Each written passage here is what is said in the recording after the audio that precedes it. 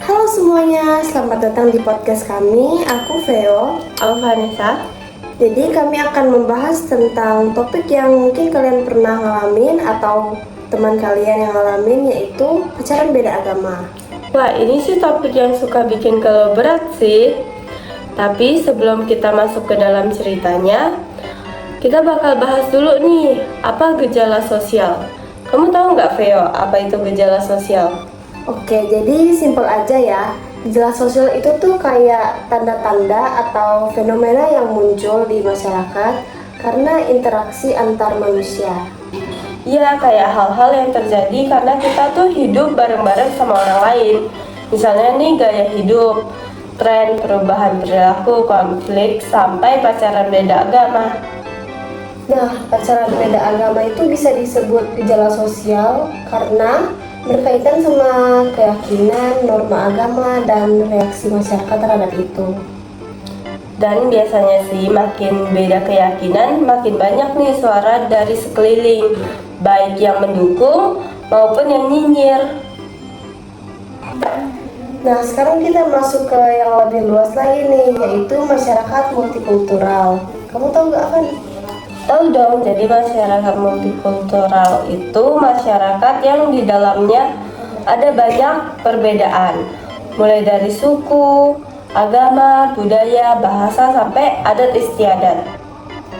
Nah, karena kita tinggal di masyarakat multikultural, hal kayak pacaran beda agama nih jadi lebih sering terjadi, tapi juga lebih kompleks karena tiap kelompok punya aturan dan pandangan sendiri.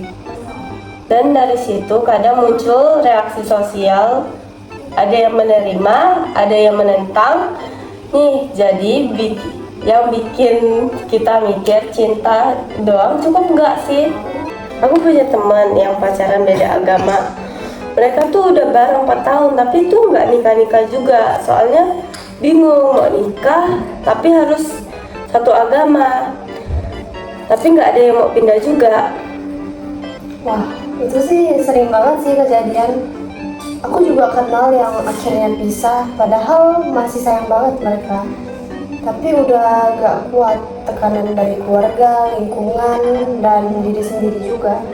Ya, pacaran beda agama tuh bukan soal aku sayang kamu, tapi juga soal nanti anaknya ikut siapa, cara ibadahnya gimana, hari besarnya dirayain bareng atau sendiri-sendiri. Belum lagi kadang kalau orang tua bisa langsung bilang, jangan sama dia tuh beda agama sama kamu, padahal belum kenalan juga.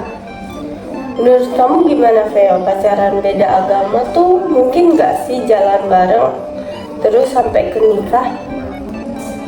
Sebenarnya bisa aja sih mereka jalan bareng, tapi butuh komunikasi yang super jujur dan dewasa juga. Dua-duanya tuh harus saling paham konsekuensinya dan harus siap juga dengan segala kemungkinan jalan bareng atau jalan masing-masing. Sedih sih, tapi benar, kita tuh nggak bisa maksain cinta doang yang jadi pondasi karena realitanya tuh keras.